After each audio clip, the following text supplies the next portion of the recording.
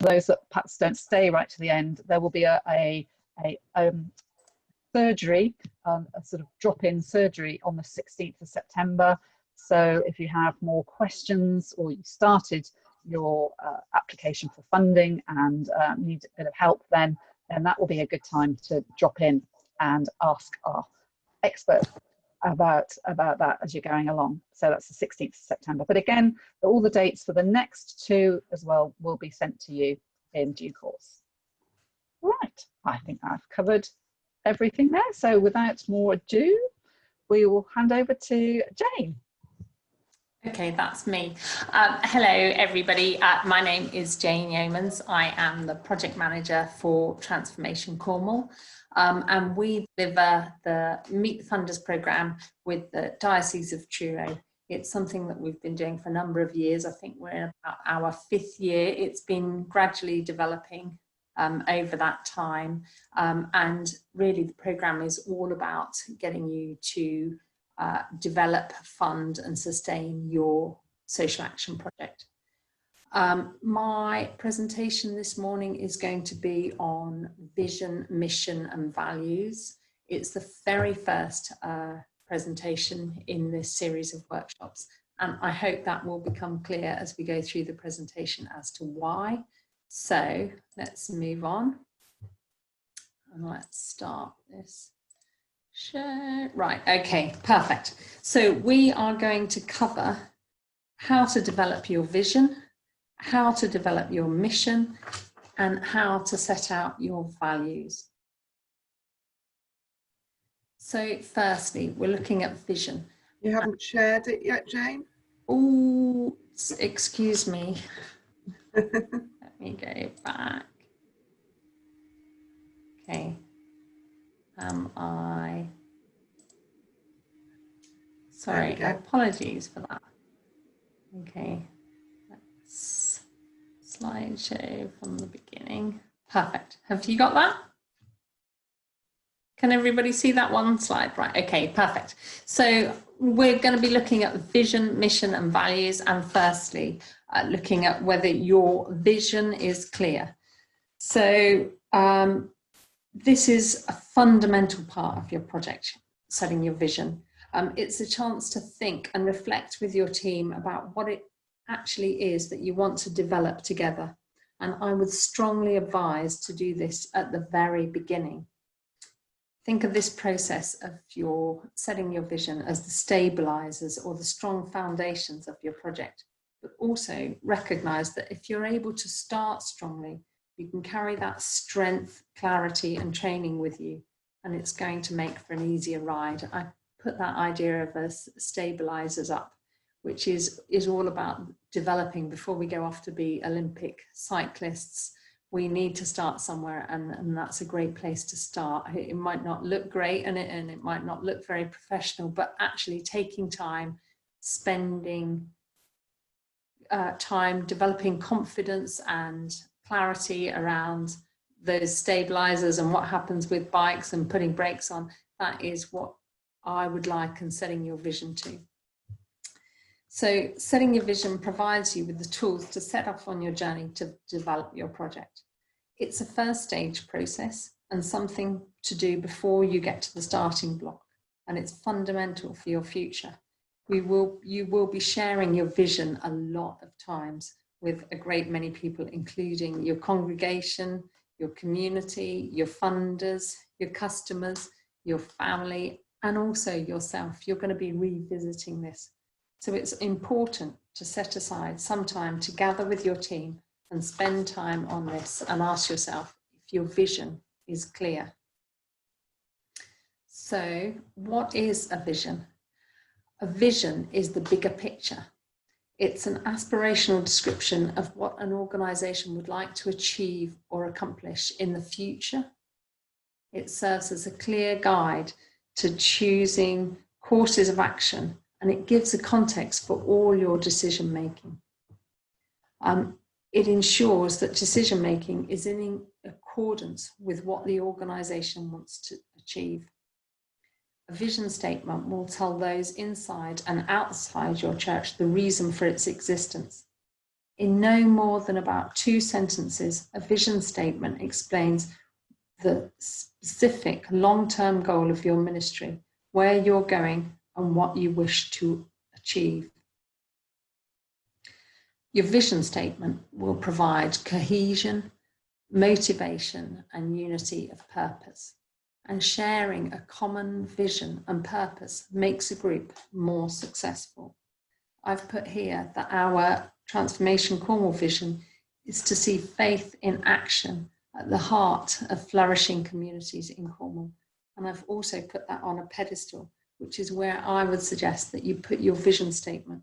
It needs to be known so that your ministry staff and your church members never lose sight of that end goal.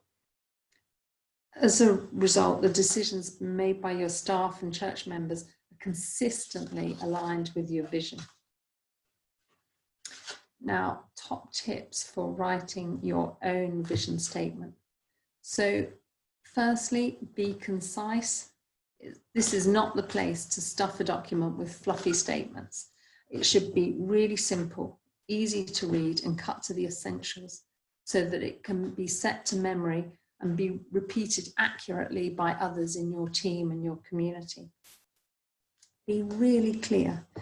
A good rule of thumb for clarity is to focus on one primary goal rather than trying to fill the document with a scattering of ideas. One clear objective is easier to focus on and achieve. Focus on the future. You are setting out what your hopes and dreams are for tomorrow, and that tomorrow is in 5 or 10 years' time. Be stable.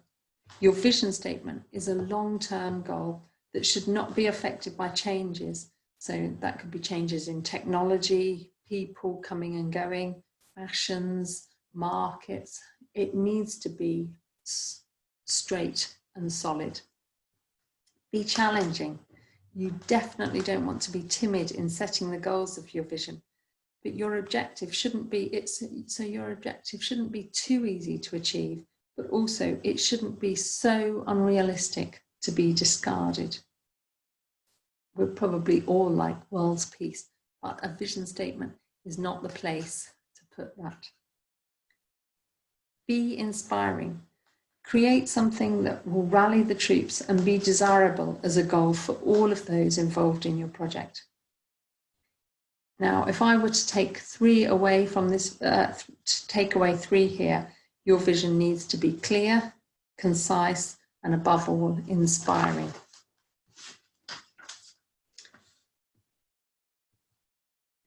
Now, your vision statement won't explain how you'll reach your vision. That is the job of your mission statement.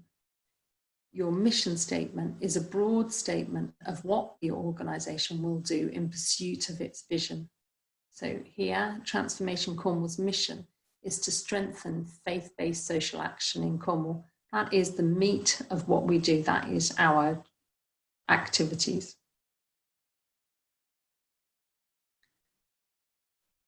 Be clear on your values. So your values are the principles of what you stand for, how you treat people, and the basis for your decisions and your actions. Transformation Cornwall values are built around fairness, respect for each other, trust in ourselves and our communities, respect, integrity.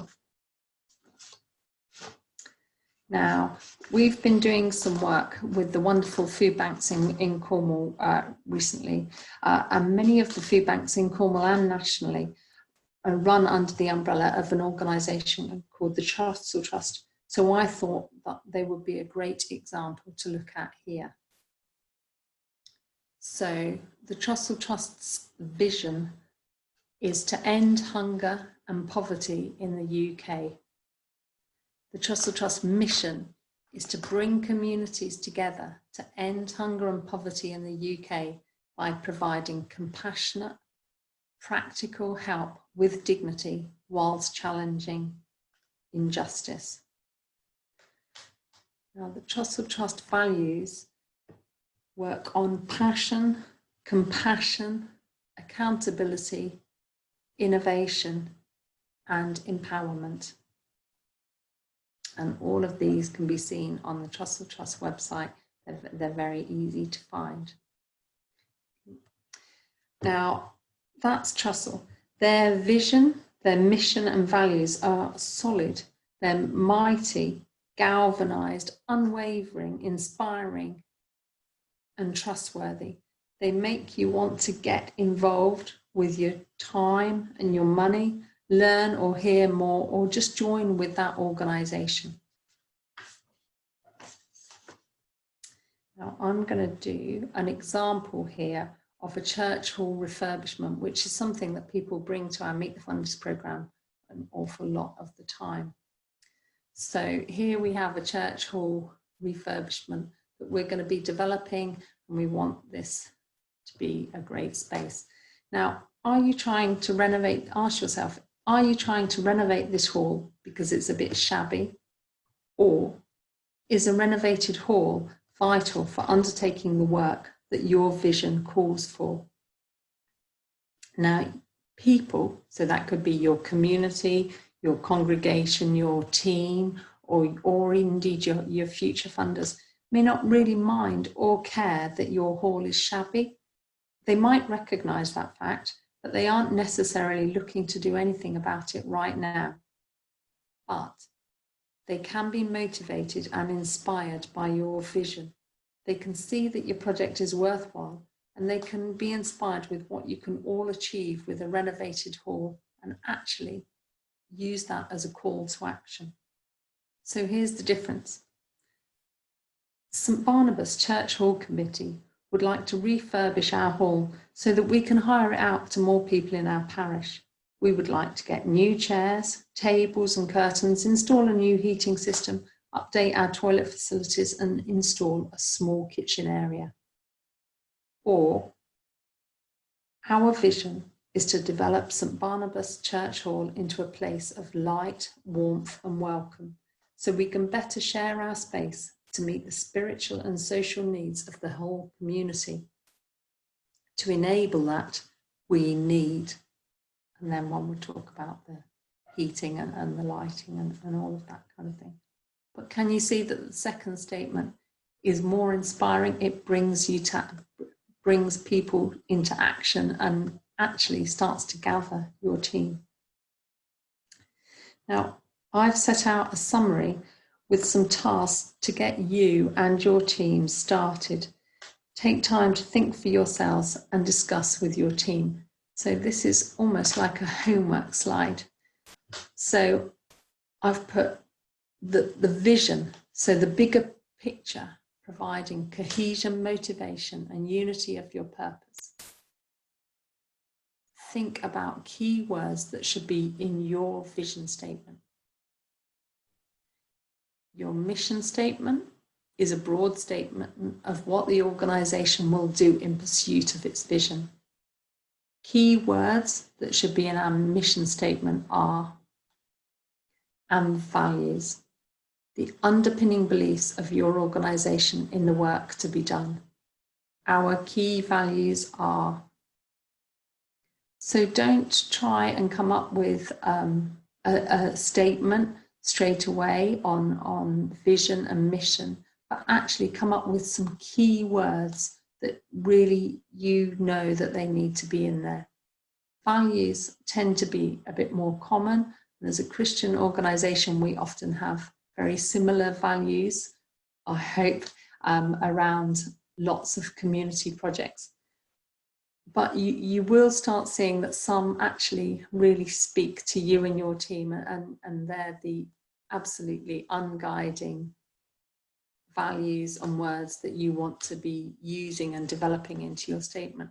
So once you've got those words, you'll find that they can then be put into a vision statement, a mission statement, and a set of core values for the way that you work.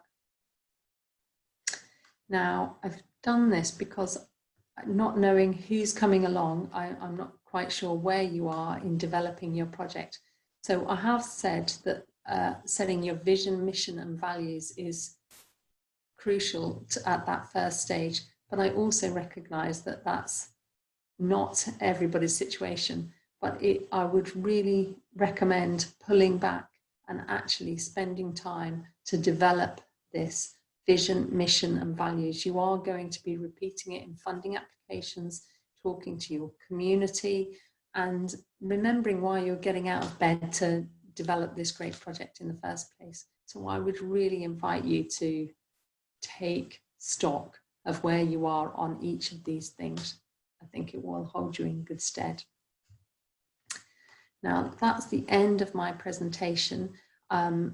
If we will be looking at this more in the surgery, and we can kind of help people to, or we can try out people's vision or their mission statement, or developing these things in our surgery in a couple of weeks' time. But my contact details will all be on the PowerPoint slide, and you should have those. Thanks, Jane.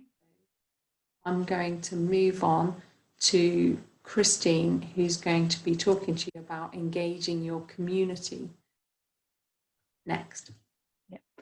Thank you. Now, if there's any questions, thanks, Jane, very much. That's really helpful and clear. If anybody has any questions at this stage about what Jane's just said, then please do put it in the questions and answers section there.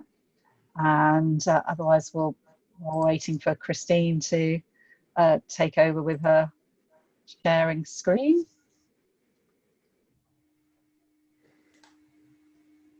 Okay, so yeah, if there's no questions, I'll continue on.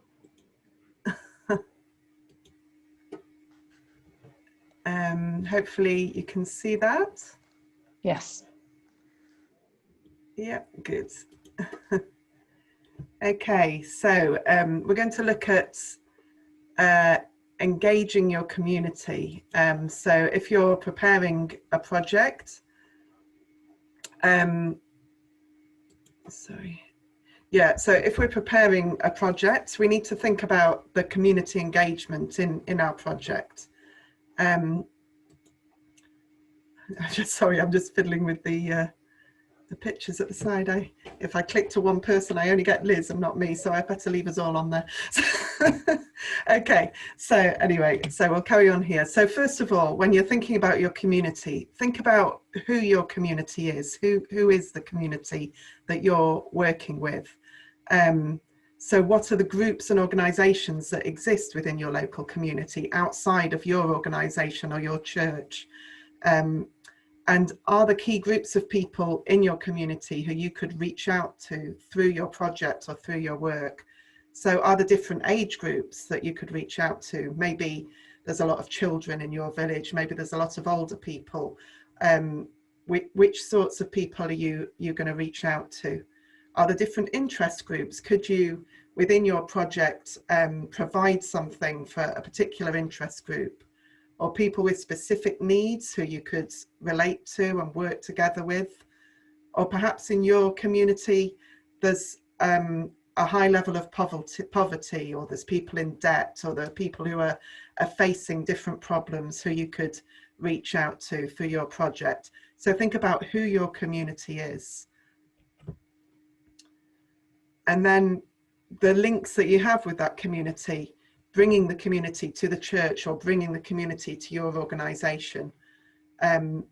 Think about what links you have already with other community groups. You might, or perhaps if you're a church, you may already work together with a church of another denomination, or just think about the links that you have already.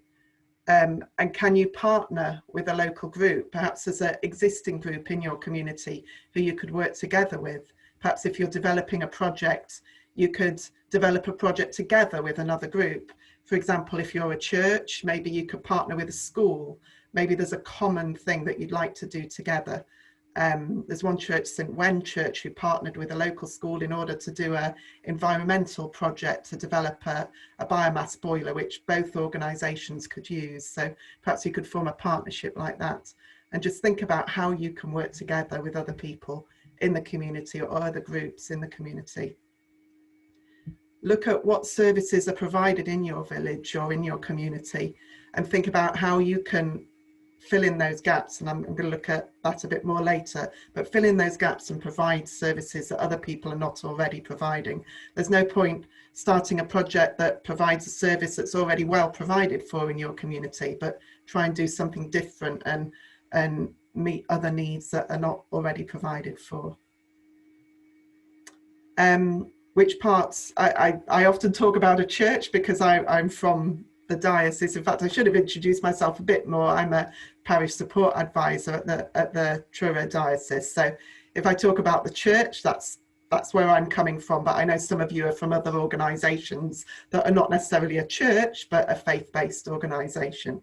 But so what parts of the church or what parts of your organisation are important to the community, and think about that. Think about things that you already do, services you already provide, what's important, and how can you develop that? How can you work on that a bit more?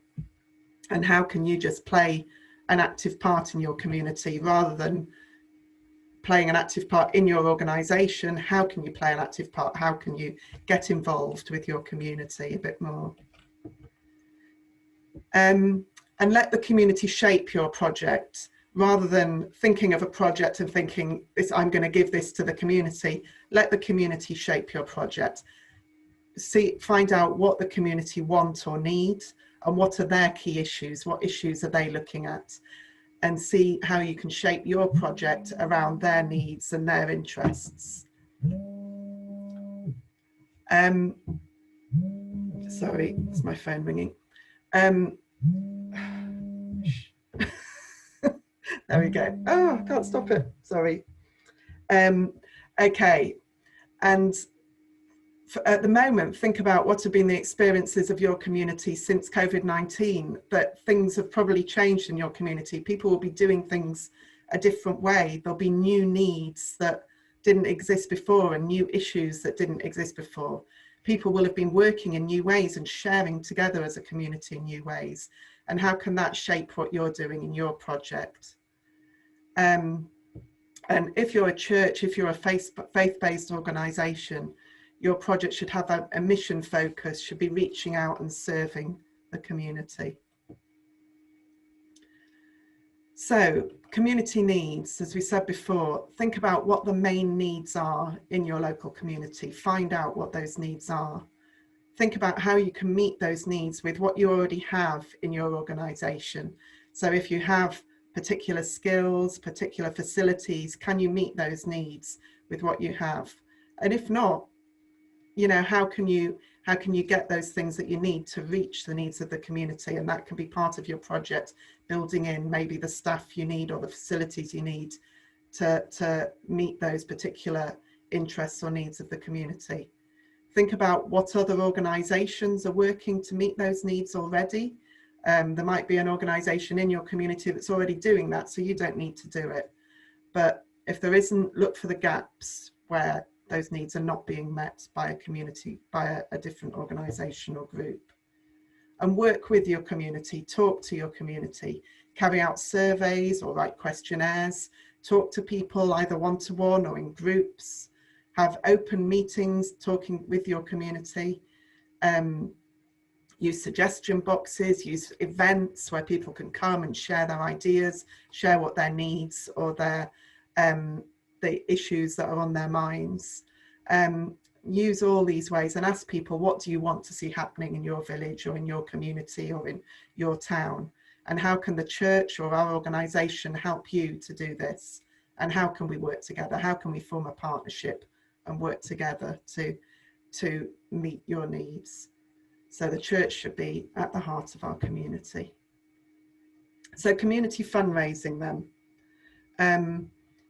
So if a project is designed together with a community, so with the organisation and the community working together, then it can be a joint initiative, like the example I was talking about before with the school and the church working together because they both needed this biomass boiler. It can be a joint initiative. You can work in partnership with your community. And the community will support a project which is designed with them and for them. If you design a project independently from the community, you're not going to get that support from your community. But if you design it with them and to meet their needs, then they'll support it. And the funders will also always support a project which has a community focus, which is doing something to reach out to the community, and one which has a clear vision. As Jane has said, if you start with that clear vision and that clear mission about what you want to achieve and how you want to work with your community, then the funders will look favourably on that. For example, if you're a church and maybe you want to do some refurbishment in your church, if you're just doing it because you need to do it to keep your church going, the funders aren't going to necessarily want to support that. But if you're doing it because, yes, you need to keep your church going so that you can invite your community to use it, so that you can run events that are working together with your community, so that you can provide a service that meets the needs, that provides for those who are in poverty or those who are facing particular issues, so that you can open your church up to a local toddler group or a local school. So all those things, working with your community, the funders will support that sort of project. So if it's focused on the community and if it has a clear vision and mission and knows what it's trying to achieve.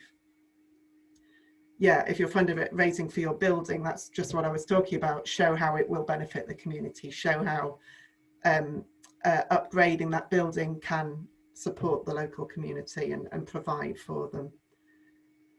And if you fundraise through joint events with the community, that demonstrates to a funder that you have community support, and you can generate match funding for projects through working with the community.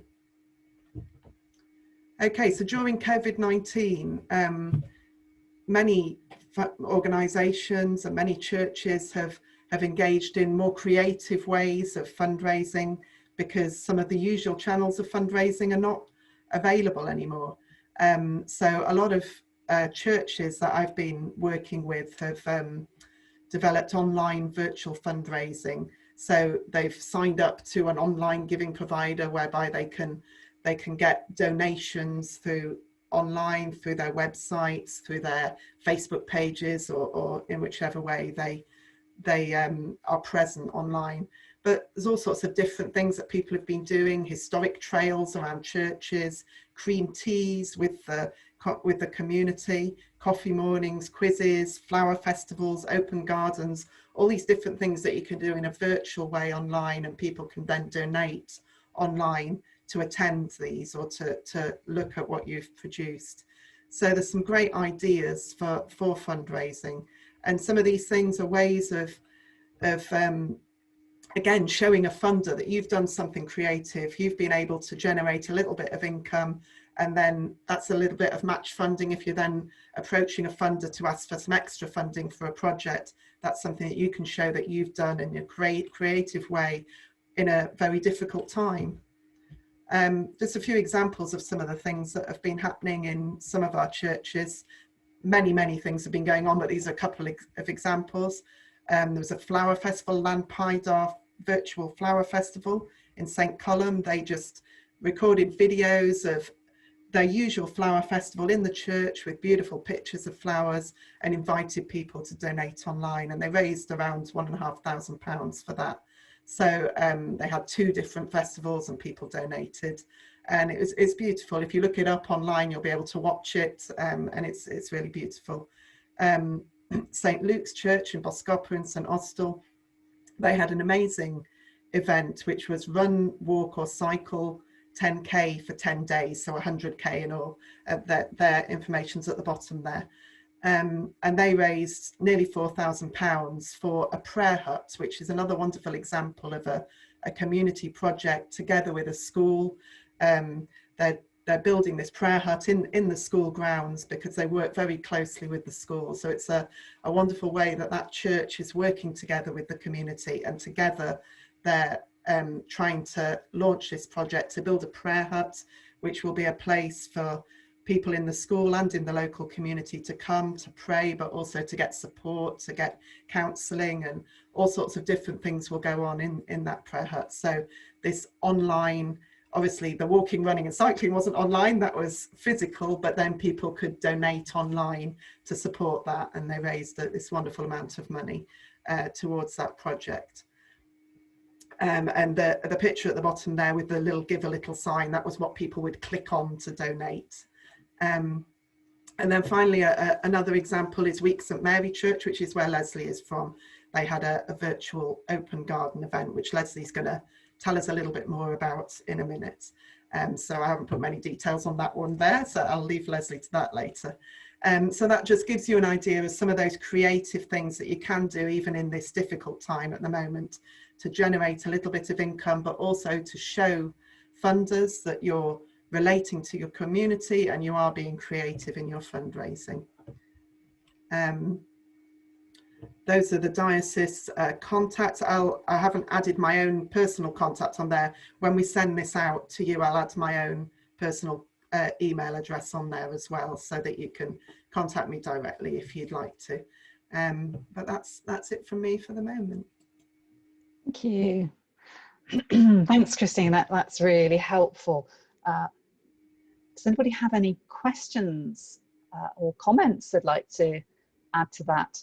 And I was thinking, as you're going through that, do we tend to find that sometimes in our churches, particularly, that churches tend to start with a sort of like, oh, well, we'd like to see more children in our church, so perhaps we should run a toddler group or something like that, which isn't the right way around to be approaching it. Do you find that happens when you're talking to churches, Jane and Christine?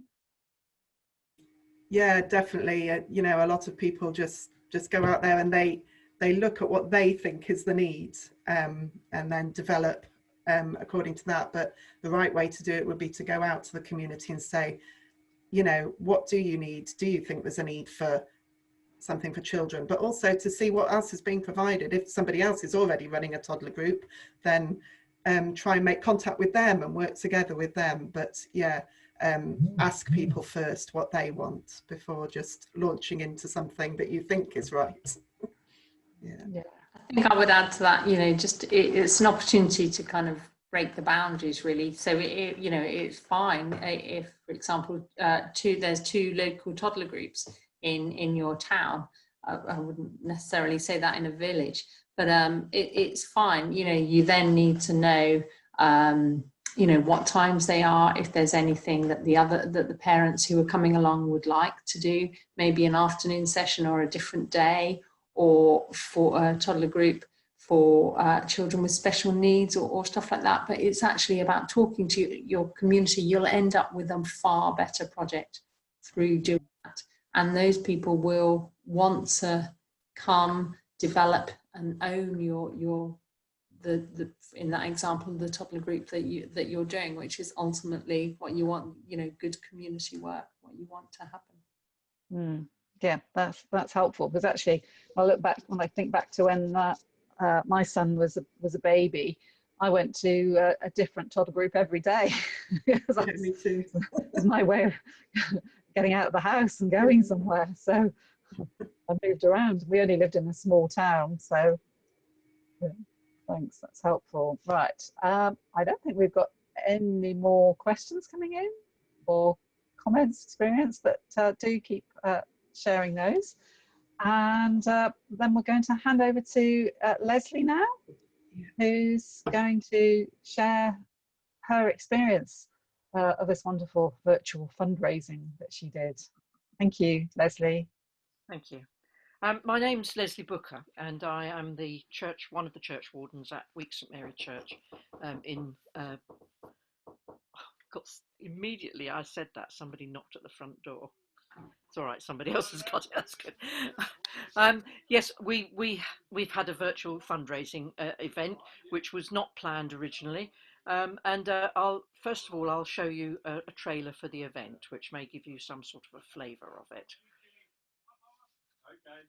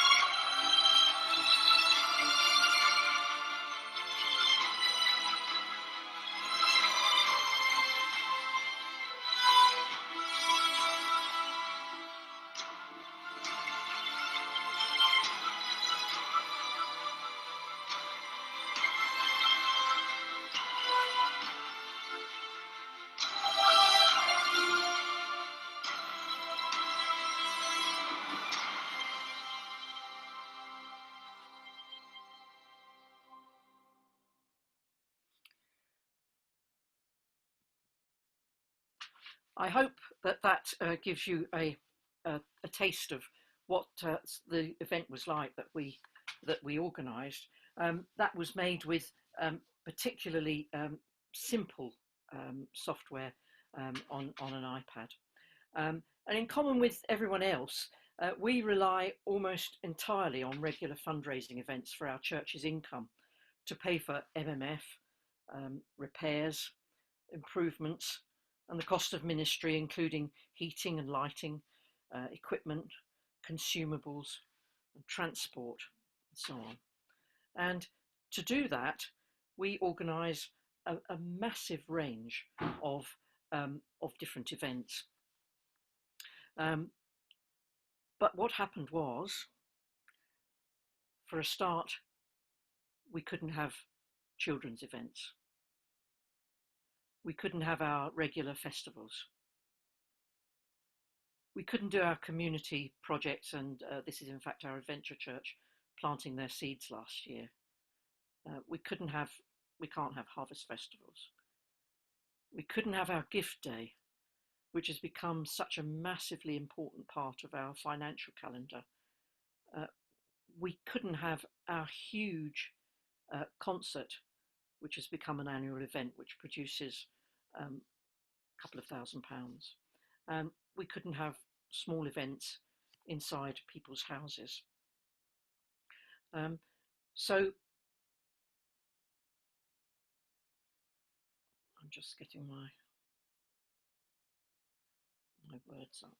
So when the coronavirus lockdown began, even though we'd been expecting it, no one had really considered the impact that it would have on our usual activities.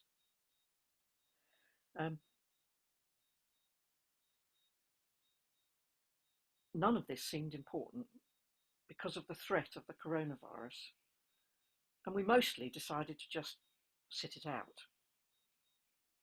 But our Open Gardens event had already been planned. It had been advertised well in advance for people who would like to take part, and people had been preparing. In actual fact, they'd been preparing since last autumn for this. And you can see from the few examples here on this screen how many of the things that we do in the village include gardens and gardening, food production, and so on. And it's something that's very dear to the hearts of people in the village.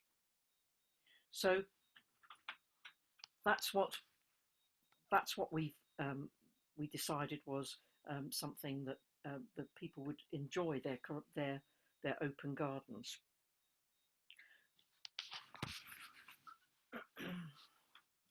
So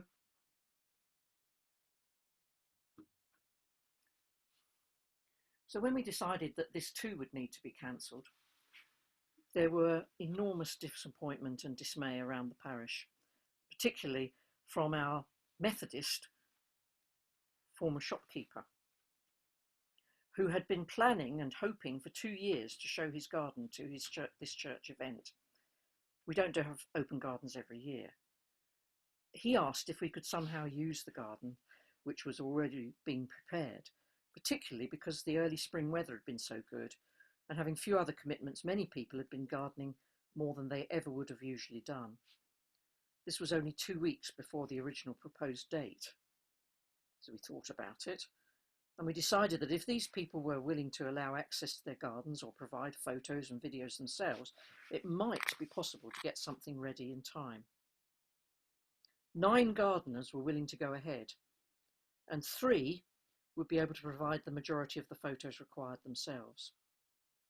There was enormous support in the community for the effort which was going to be put in, and for the opportunity to visit other people's gardens when we were all confined to our own. So the fundraising event was in fact responding to a need in the community as well as the church, and which would benefit financially from it.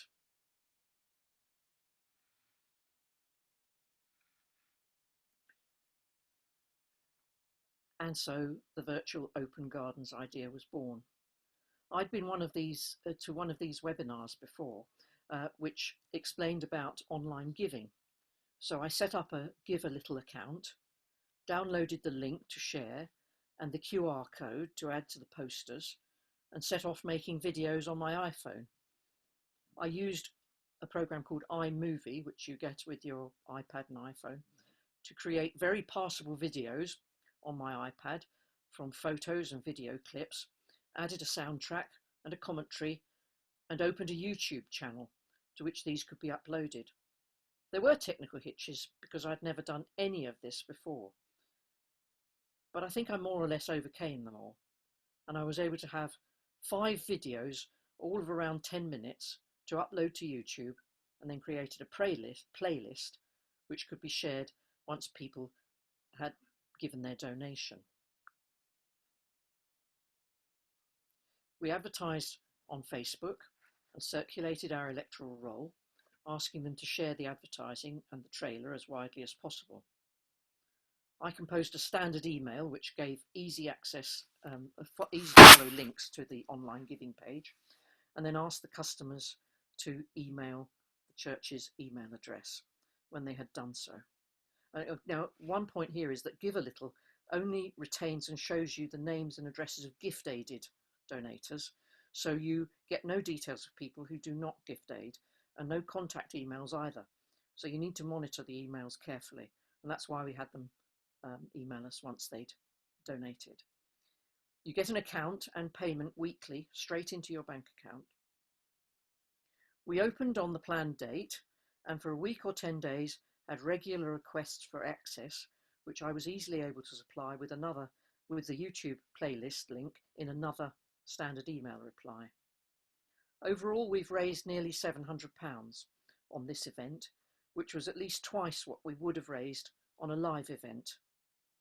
There was a little resistance to the idea that everything needed to be done with the computer, iPad or phone, but those who really wanted to take part actually had no difficulty at all. Many participants were fairly elderly, and some of them appreciated being able to be shown around the gardens without having to struggle up and down steps, etc., in the heat. Although some people who would have enjoyed the day out couldn't or wouldn't take part, we actually reached a far wider range of people, and the gardens have been seen from as far away as Singapore and Australia, as well as many different parts of the UK. We've missed the social interaction over the cream tea or the drinks, but we certainly didn't miss all that work. It was well worthwhile.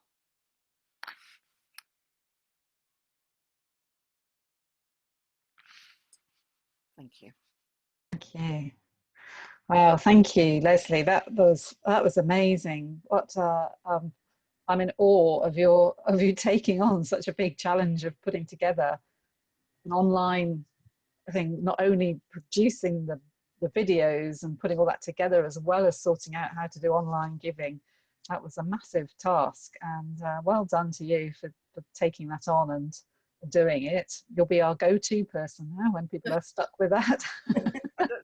I mean, it is not, none of it is actually very difficult to do. If you have any interest, it is not that difficult to do. And that, I showed you that trailer, which I know the pictures, some of them were out of focus and things like that, but it was done in literally 10 minutes.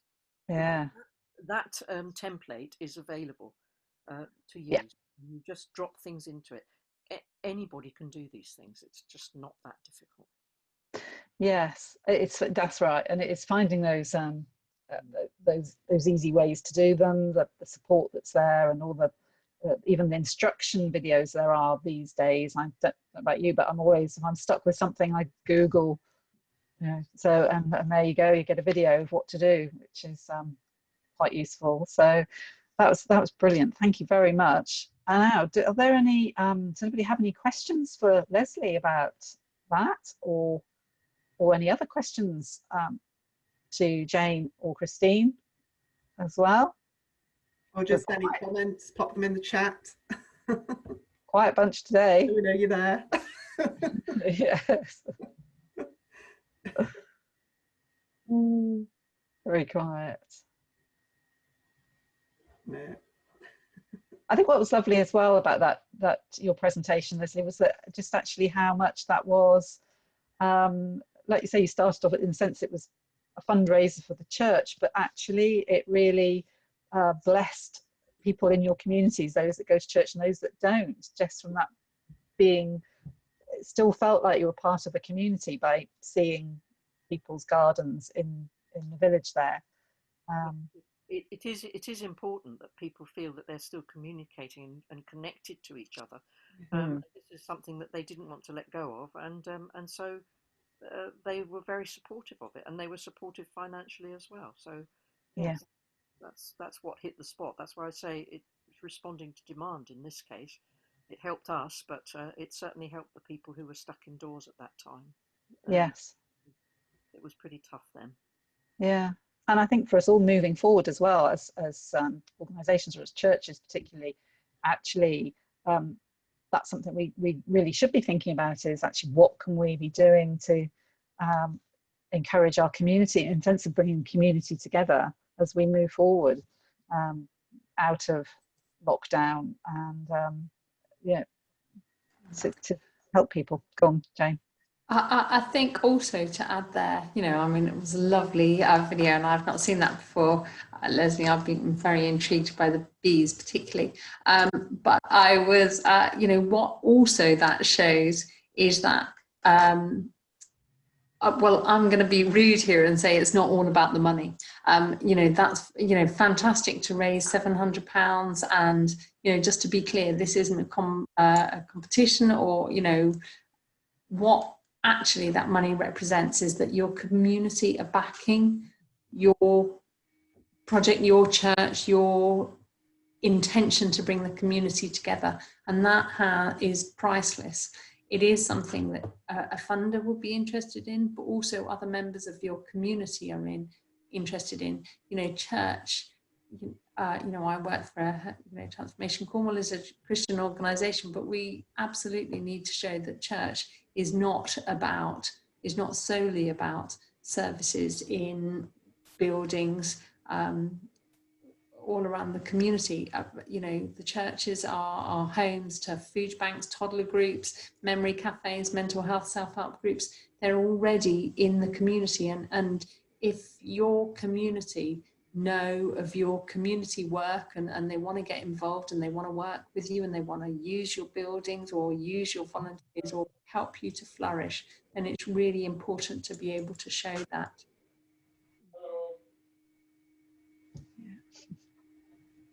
Yeah, yes, that's right. Right.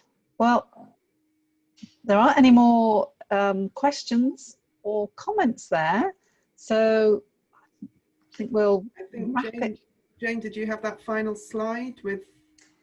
Yes, but I just wanted, I've got a final slide of other workshops that we're doing in this autumn programme that might be of interest, but I also wondered whether it would be useful for people to share where they are with their projects, so that we can kind of develop that in the surgeries, or when we next hear back from you. Is anybody developing a new project? What that project is?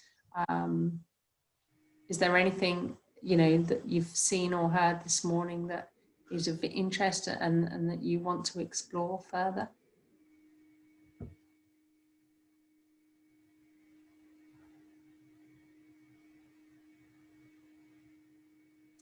Is anybody able to put that into the chat?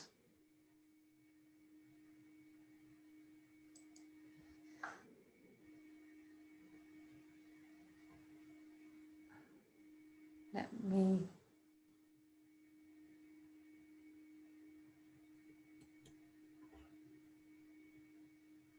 Okay, let me just share my screen on what we are doing for the Meet the Funders programme.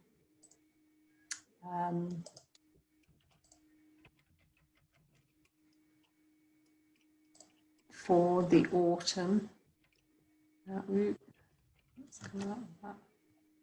Let's go into Zoom. Oh, great. Thanks, Sharon. Sharon's just saying at St John's, we want to develop growing the church.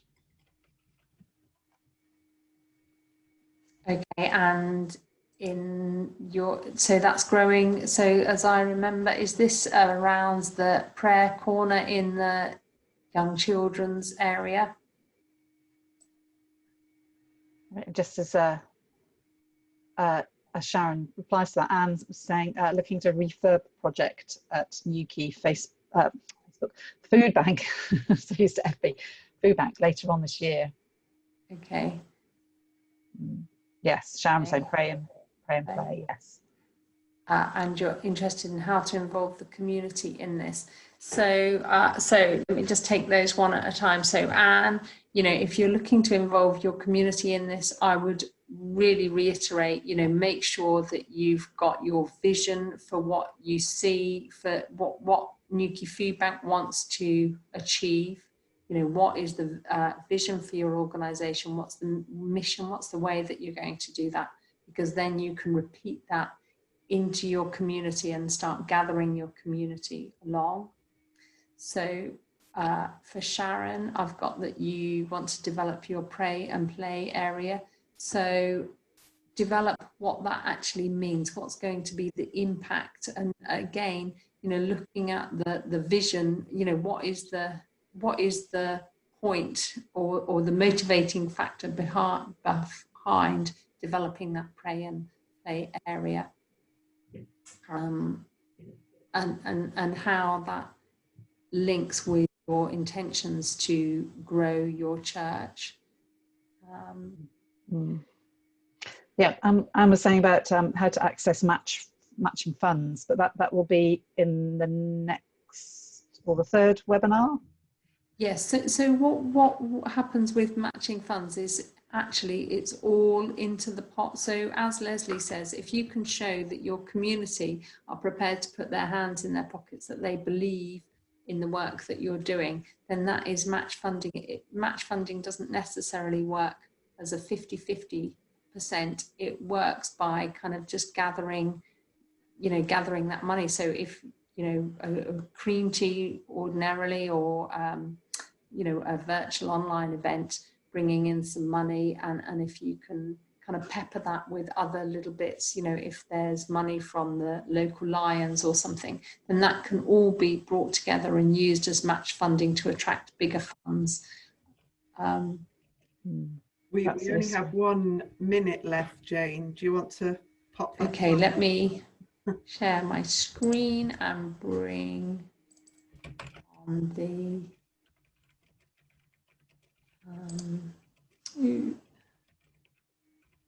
let me have a look at the.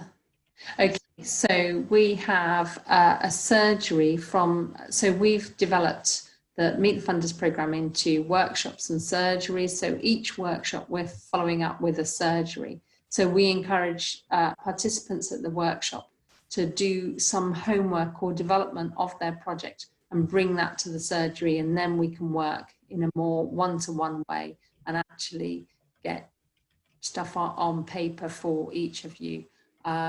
So this is developing your project, and the surgery for this is on Wednesday the 16th of September. That's about 2 weeks time. Our next workshop and surgery topic in October will be around using data to demonstrate the need and top tips for making a strong funding application, and the dates are on there. Our workshop and surgery 3 will be understanding key questions in a funding application and where to look for potential funders. That's in November. And we also have a webinar in December where we'll be hosting directly the grant managers from the National Lottery Community Fund, All Churches Trust, I've left a comma off there, Tesco Bags of Help, and also the Comic Relief grant managers. We might also be joined by Cornwall Community Foundation, who I'm sure many of you will know. So we're looking to kind of develop you up so that in December you can actually ask questions of funders that you might well be looking to approach. Great. Right, well, thank you. Thanks, Jane. Yeah, I think we might be cut off. So thank you very much, Jane, Christine, and our special guest today, Leslie. Thank you especially for being with us today, and thank you for everybody for joining in this webinar. Really hope it was helpful. If you have any questions, then please do drop an email to Jane, or Christine about those, and all the best with as you develop your project, your visions you heard today, and all that. So look forward to seeing you next time, and thank you for being here. Yes, thank you, Great, thank everybody. you. Bye. See you next time. Bye.